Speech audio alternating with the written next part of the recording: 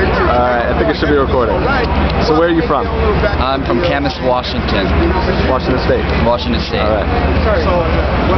Occupy Wall Street continues to have no specific demands. This allows for many people with different views to come out and support the movement.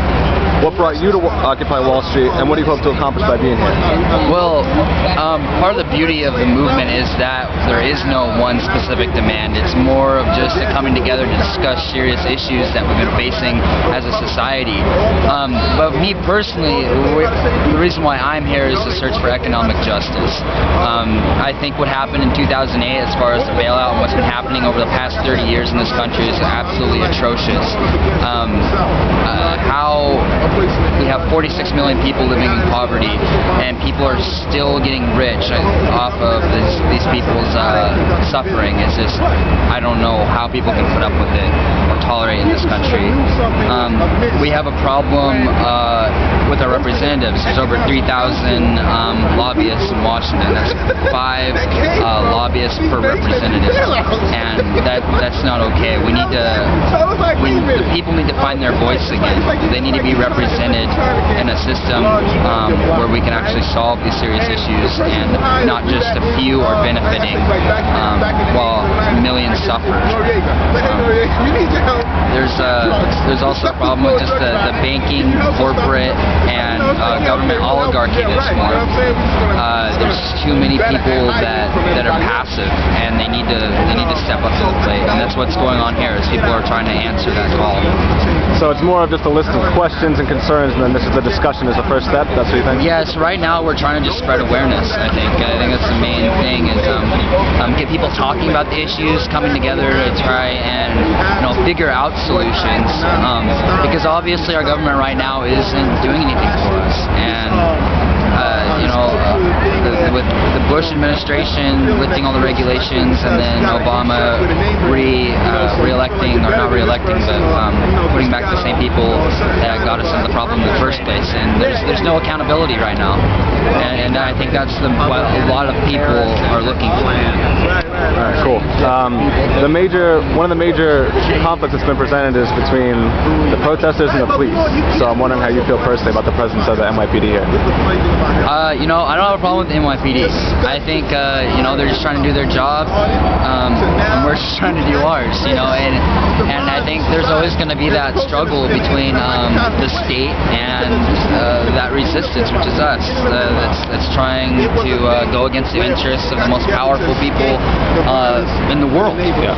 And so, just recently, J.P. Morgan just paid for the biggest contribution to the NYPD ever, $4.6 million, which is outstanding, but at the same time, it kind of shows that they're trying to make a statement. They're trying to, they're trying to censor what's going on here, which isn't right, and that speaks for itself, I think.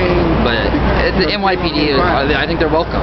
There's cops that are suffering around the nation too that have lost work because of the financial institutions. So they're welcome. As far as there's always a few bad apples. There's always a few that'll take it to the next level, and they'll make the rest of the organization look bad. And I think that's what happened the other day in IPD with that cat that was spray faces that Mason's girls, which is a horrible incident. But what can you do? Yeah, it's isolated. Alright, some people feel that without a list of demands, Occupy Wall Street is more of a commune existing for itself, rather than a protest fighting for all of us. How do you respond to it? That's very frustrating. I think it's I would say biased to come off that way. I've read a few articles that or a lot. That I hate that way people look at it. It's some sort of hippie community. That's not true at all. There's people from all different cultures, all different races, all different ages, all different creeds that come here trying to figure out these very serious issues that are going on within this country and around the world. And to call it anything, to label it a hippie commune is just, it's frustrating. It angers me. Alright, we kind of already talked about this, but I can switch words on. So if you had to create a list of demands, or maybe solutions, would be a better word, for Occupy Wall Street to adopt right now, what would they be? Well, like I said before, figure out a way of obtaining justice, for the people that lost their homes and their livelihood and their property by these banks. I think the people at the top just need to be held accountable in some fashion or another. I think lobbyists need to be kept away from our representatives. I think corporate contributions to politicians need to stop altogether. It's hard to say really what solutions will be. We're still discussing what we really want from a new society, what sort of change we really want to implement. And it's not going to come easy. I think this is a struggle right now just to even get awareness out there that it's even happening.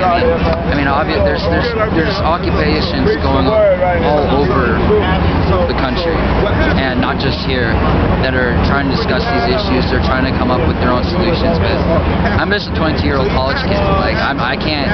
There's no way myself I'm going to come up with anything. I have to talk with other people and figure out what can actually be done, what's realistic. And I think we have the spirit. I think we have the right heart. The ideals in place. But yeah, it's not an easy question to answer. There's definitely things I would like to see happen, but accomplishing those goals is a whole other thing. I think right now, what we have to do is just spread awareness, get people attracted here in any way we possibly can, so that we can, create strength in numbers, and then really have a stronger voice to speak out against the corruption and greed that's happening all around us.